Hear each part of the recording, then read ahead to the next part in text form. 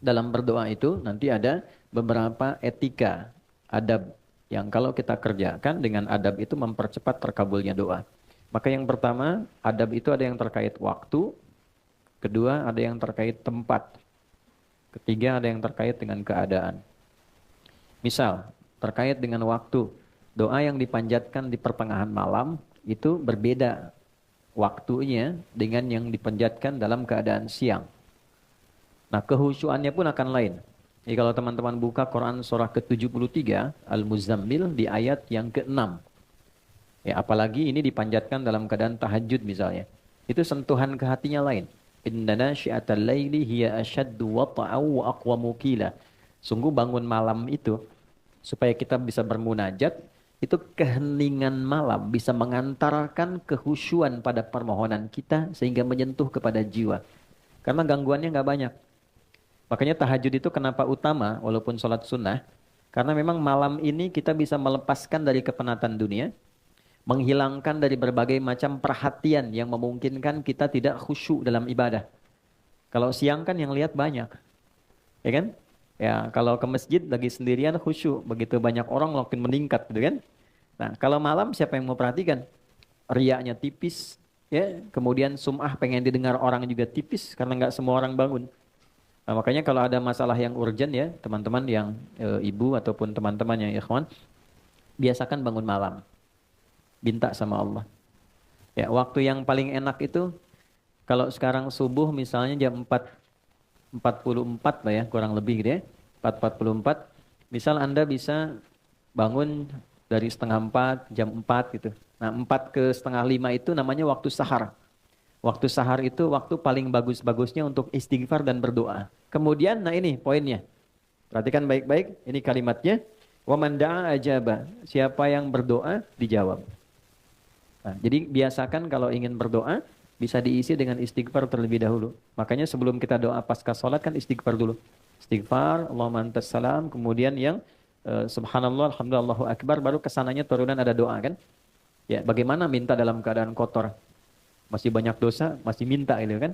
Kan secara normal, secara logika juga tidak nyambung. Jadi kita bersihkan dulu baru kemudian kita memohon kepada Allah. Jadi ini kalau dibiasakan waktu tengah malam menjelang akhir malam ke subuh itu waktu yang terbaik untuk berdoa.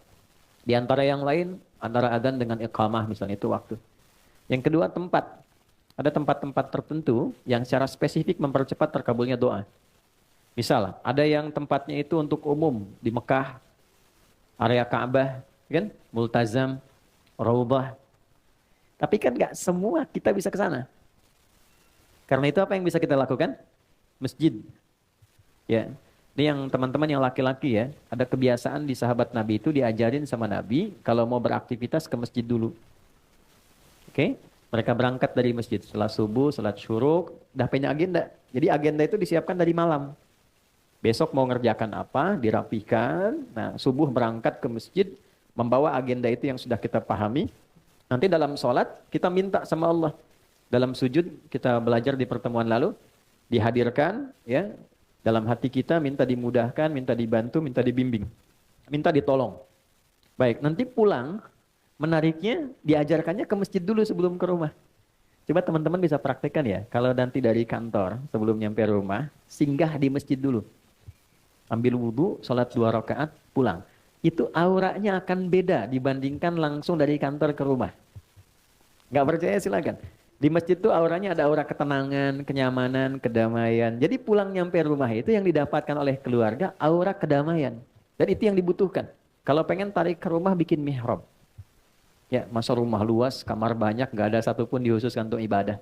Ya, mihrab itu tempat khusus yang fokusnya untuk ibadah saja. Dibaca Qurannya di situ, ngajinya di situ, sholatnya di situ. Tapi dunia keluar. Oke, termasuk bikin status, cik dik lagi di mihrab jangan ganggu ya.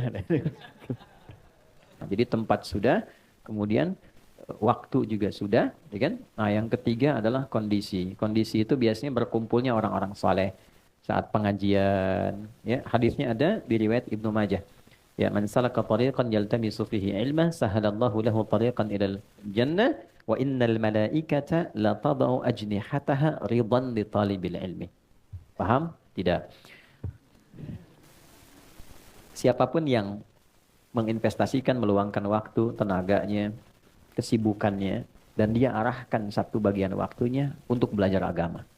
Walaupun dia cuma ngaji satu ayat, satu hadis, itu Allah perintahkan pada malaikat, catat semua investasi, waktu, tenaga, keringatnya untuk dilipat gandakan pahala demi meringankan langkahnya menuju surga.